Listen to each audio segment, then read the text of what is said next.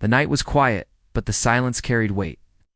Keanu Reeves had just finished a late charity event downtown and was driving home in his modest black car. He always preferred to leave the spotlight behind once the cameras were gone. There was no entourage, no flashing lights, just him on an empty road. But as he slowed down at a narrow street corner, a sharp voice cut through the air like a blade. "Step away from the car," shouted a man. The words were harsh, almost desperate. Keanu froze, his hands gripping the steering wheel. He looked up and saw a figure standing just a few feet ahead, pointing something shiny. It was not a gun, but an old metal pipe, trembling. In his grip, the man's face showed exhaustion, fear, and anger all at once. He was not much older than 30, but life had already carved deep lines across his cheeks. Keanu could have driven off. His heart pounded, urging him to press the gas and escape. But something in the man's eyes stopped him. It was not pure violence. It was not cruelty. It was pain. A kind of pain that only someone who has been broken by life carries. "Please," the man stammered, lowering the pipe slightly. "Get out of the car. I need it. I don't want to hurt you. I just need it." Keanu slowly opened the door and stepped out. His calm movements seemed to surprise the stranger. Most people would have panicked, shouted, or fought back. Instead, Keanu stood still, his voice steady, yet soft.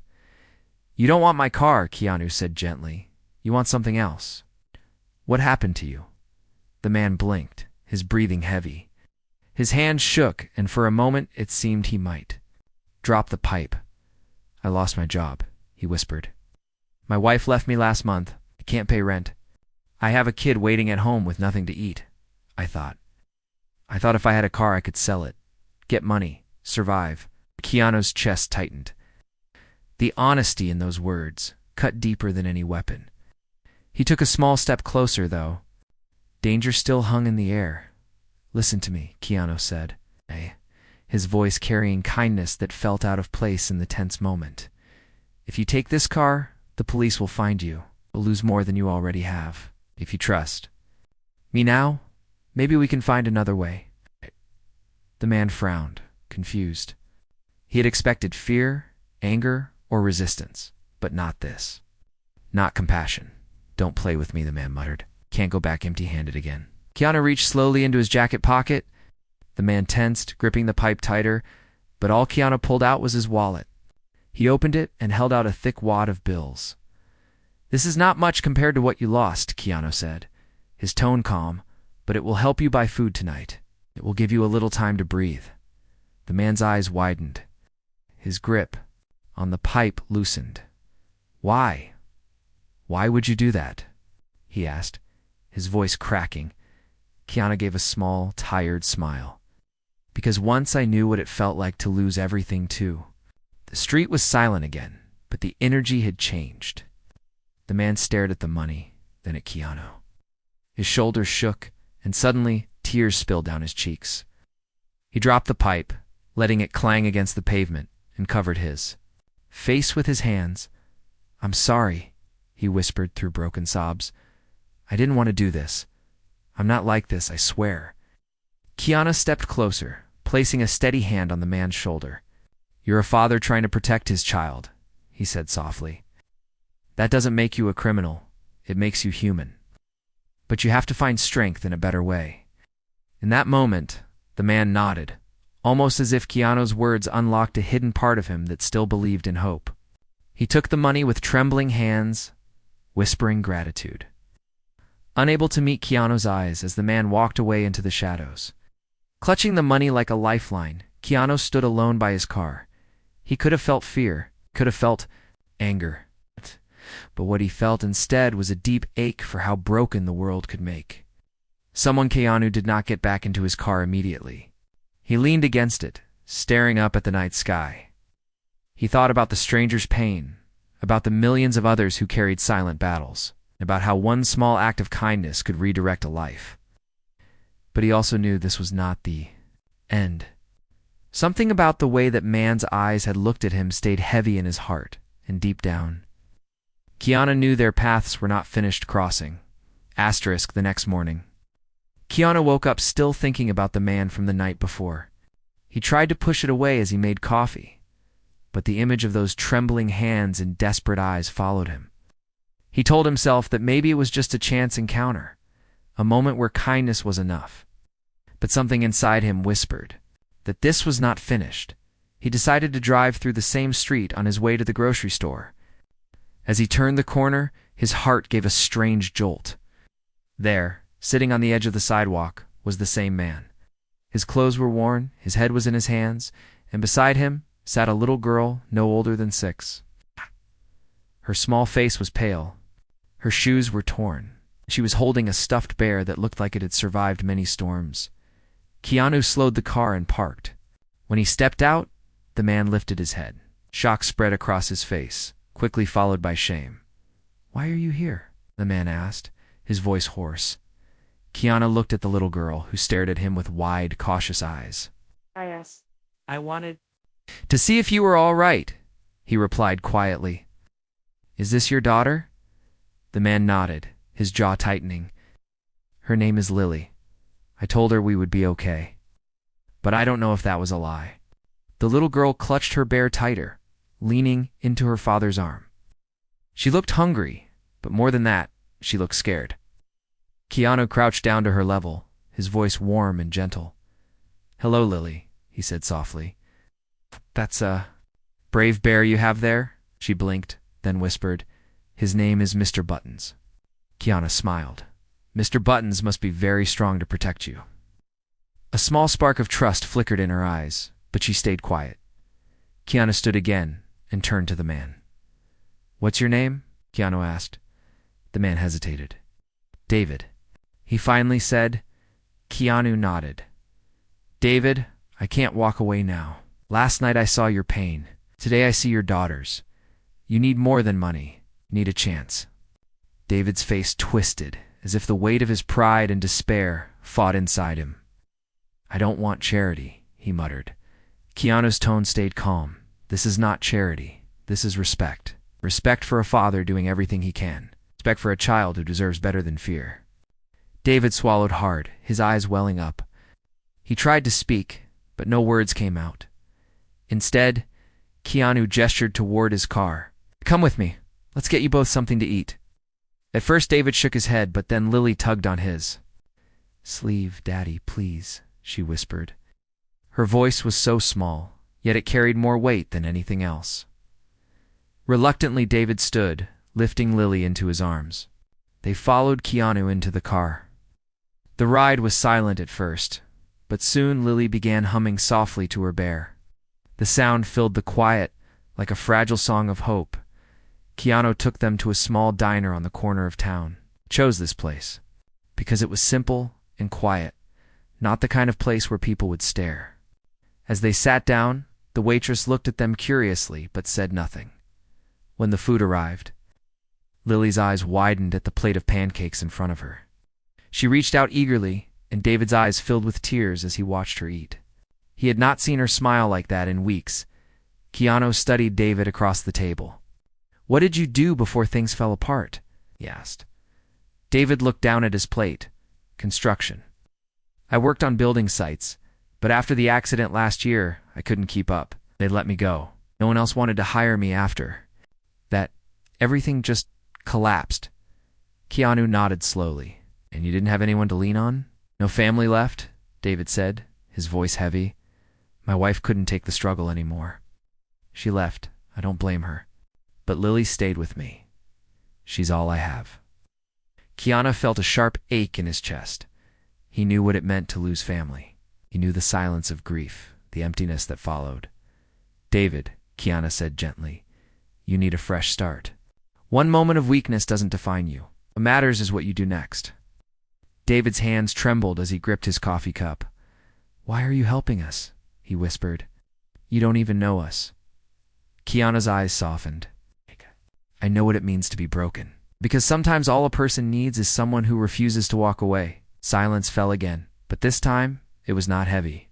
It was filled with something else, something like trust slowly forming. After they finished the meal, Keanu walked them back to the car. Lily held her father's hand, but looked up at Keanu with shy gratitude. Before climbing inside, she whispered, "Thank you, mister." Keanu smiled down at her. "You're very welcome, Lily." As he drove them to a small shelter he realized his own life had just shifted. He had planned for a quiet evening after a long night, but now he had stepped into someone else's storm. He did not know how far this journey would go, but he knew one thing for certain: he could not turn his back now, and deep inside, a quiet voice told him that this was only the beginning of a path filled with challenges, dangers, and choices that would test not only David's strength, but his own as well. That night, Keanu could not sleep. The image of Lily holding her stuffed bear, eating pancakes as if it was the first real meal she'd had in days, played over and over in his mind. David's broken voice echoed too, the weight of a man who had lost everything but still clung to the little he had left. Keanu lay awake, staring at the ceiling, wondering why fate had led him down that street to that exact moment.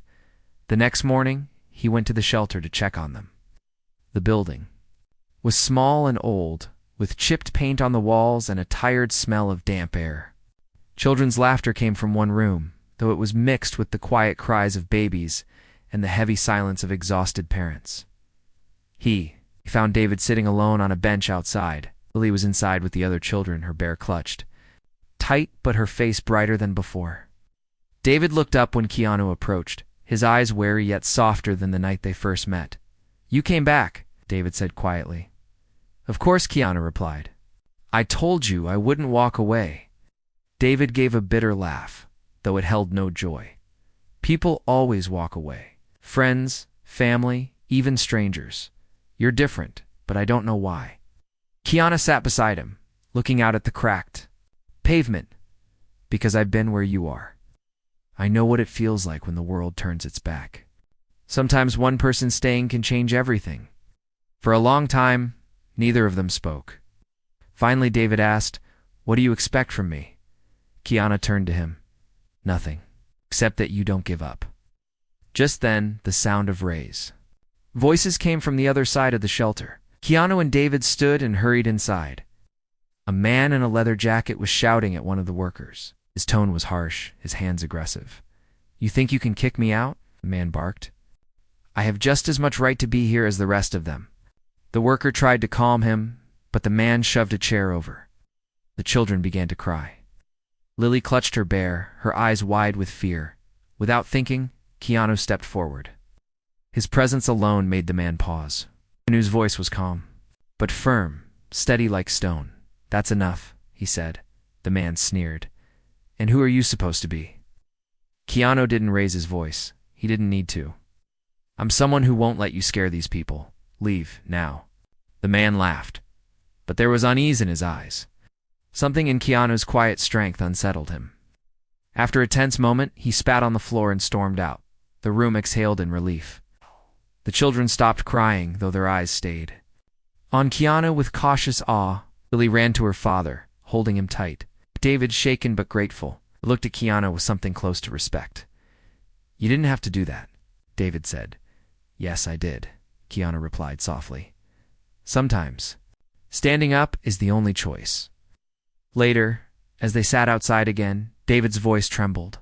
"You talk about not giving up, but you don't know how heavy this is. I can't find work.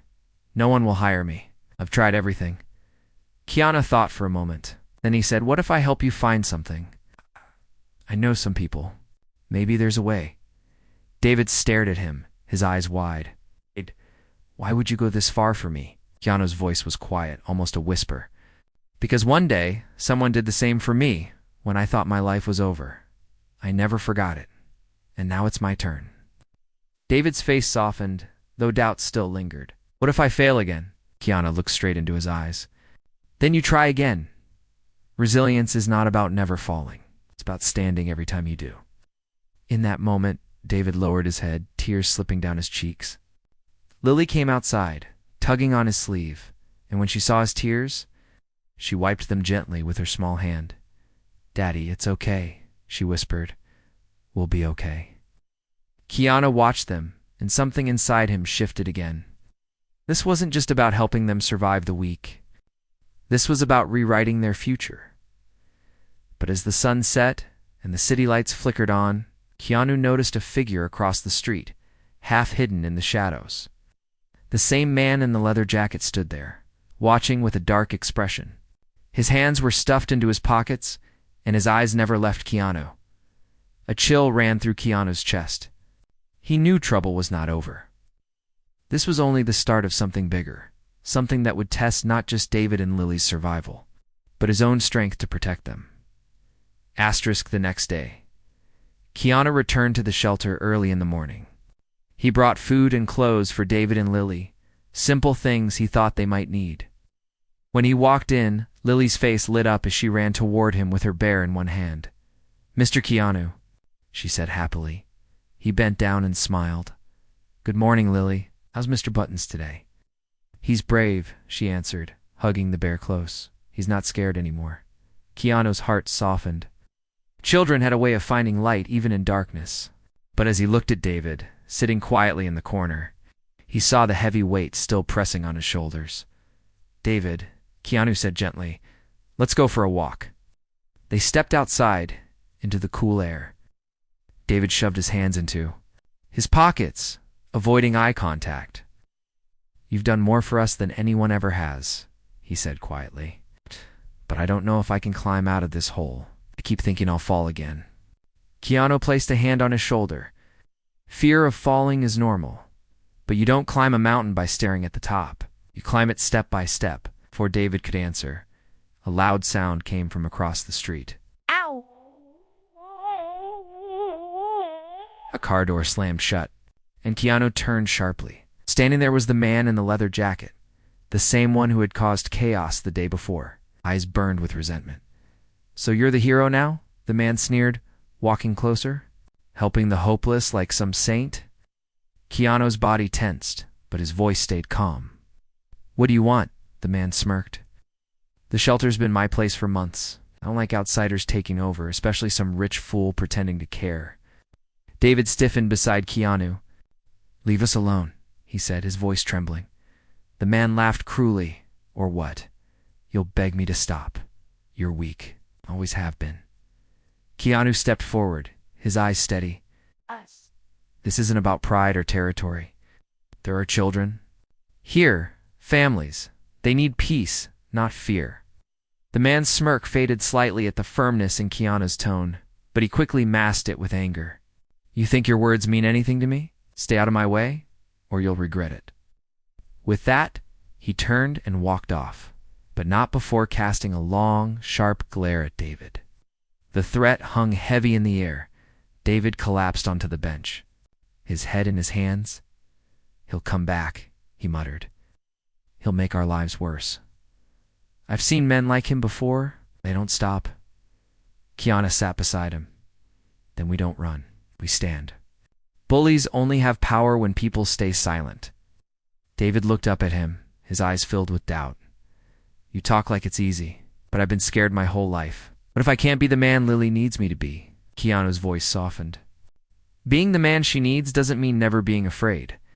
It means showing up even when you are." David stared at him, his chest rising and falling with heavy breaths. For the first time, he didn't argue later that evening.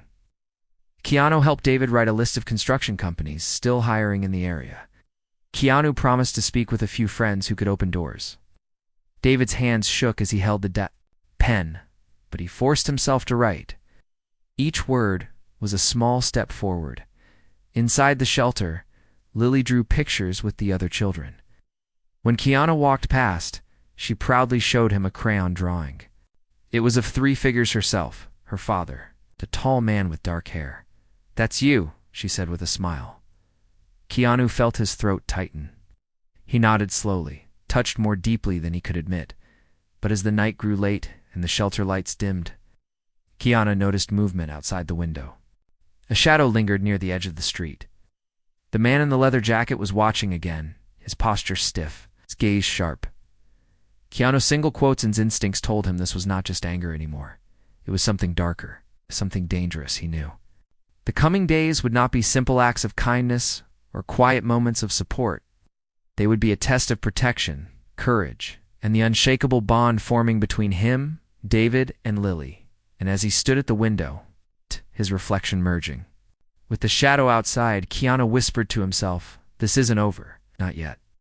The following morning, Keanu drove David to a construction site where he had spoken to the manager earlier. It was not a promise, but at least an open door. David's hands were sweaty, his shoulders tense as they stepped into the office.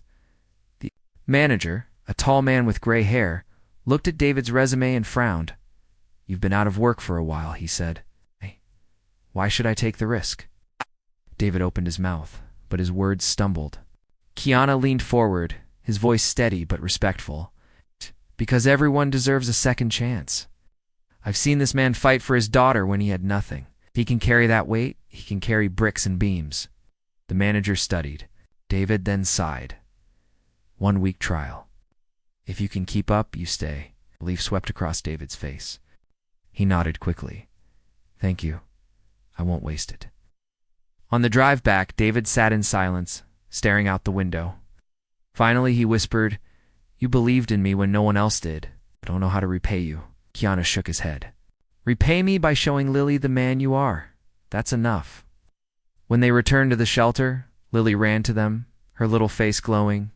"Daddy, did you get a job?" she asked. David knelt down and hugged her tight. "Yes, sweetheart, I did." Her laughter rang like a bell, pure and innocent, filling the room with light. Keanu watched them, a small smile tugging at his lips. For a moment, everything felt right, but peace never lasted long. That evening, as Keanu walked to his car, he noticed a figure leaning against the wall near the shelter's entrance. The man in the leather jacket. His arms were crossed, his eyes sharp with anger. "You don't belong here," the man growled. "No, this is my ground. You think you can just walk in and play savior?" Keanu's steps slowed, but his voice stayed. "Calm. I don't want trouble. I just want people here to feel safe." The man's lips twisted into a sneer. "Safe. Nothing's safe in this world, especially when someone like you sticks their nose where it doesn't belong." Before Keanu could answer, the man shoved him hard against the car. Keanu steadied himself, his jaw tight. He didn't fight back, not yet. Instead, he looked the man straight in the eyes. "Violence won't give you power," Keanu said quietly. "It only takes it away." The man's fist clenched, but footsteps echoed behind them.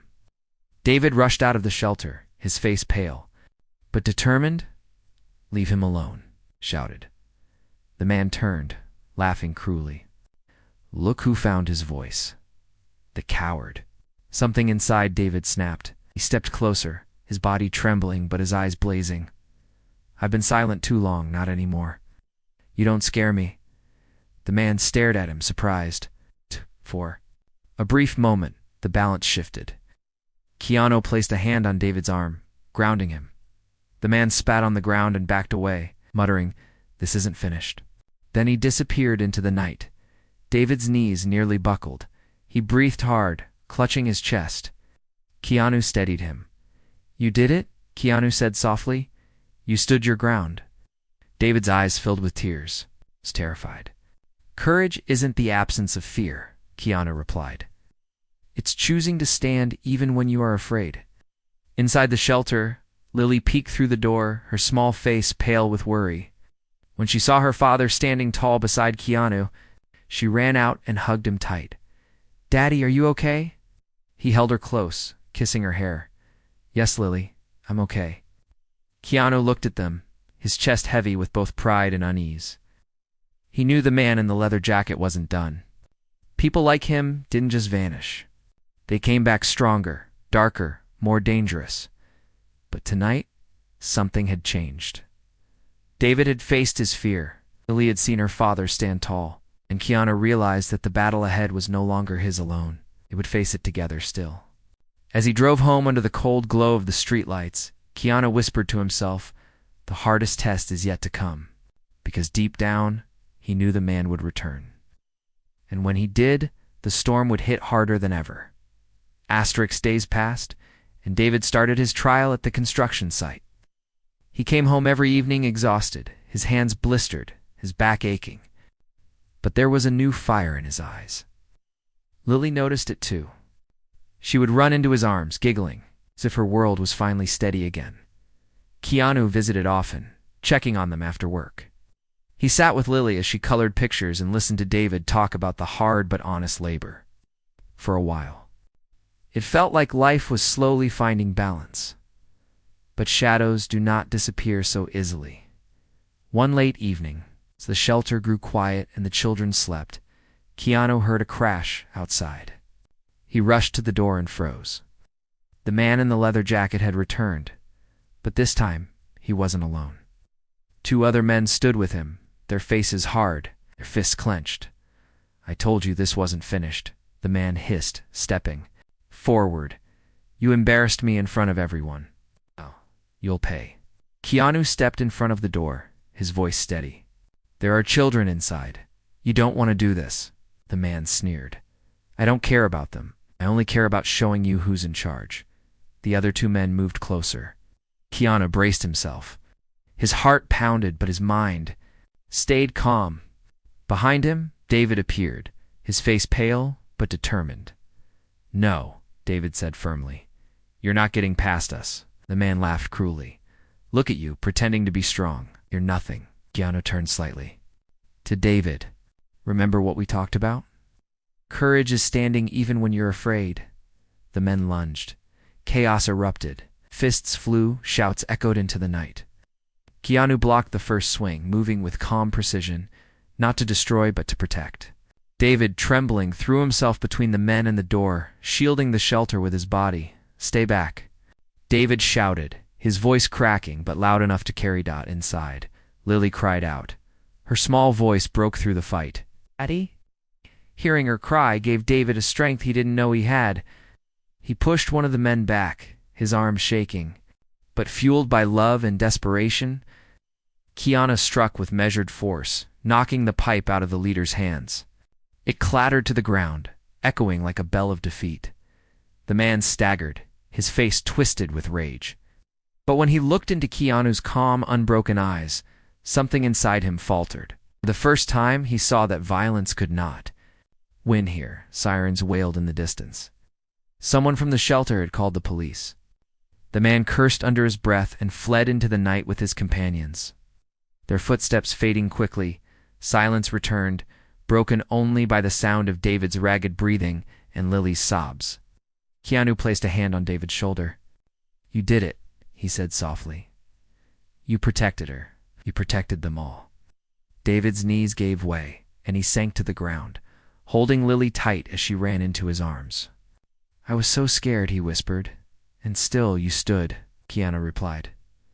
The police arrived minutes later, taking statements and promising to patrol the area. The danger had passed, but the lesson remained. Weeks turned into months. David's trial at the construction site became a permanent job. He and Lily moved into a small apartment near the site, away from the shelter. Their lives were still simple, still hard at times, but filled with dignity and hope. On moving day, Keanu helped carry boxes. Lily hugged him tightly, her bear squished between them. "Thank you, Mr. Keanu," she whispered, "for saving my daddy." As Keanu's throat tightened, he smiled down at her. "He saved himself, Lily. And he saved you." I only stood beside him. David shook Keanu's hand. His eyes were wet with gratitude. "You gave me back my life," he said quietly. "I'll never forget." Keanu shook his head. "You gave it back to yourself. I only reminded you that you could." As he drove away, Keanu looked once more in the rearview mirror. David stood tall, Lily holding his hand. The two of them framed in the doorway of their new beginning. The road stretched ahead, silent and endless. Keanu knew he would keep meeting broken souls, storms hidden in quiet streets, people on the edge of despair. And he knew what he would do every time. He would not walk away, because sometimes a single act of kindness was the only bridge between despair and hope, and he had chosen long ago to be that bridge.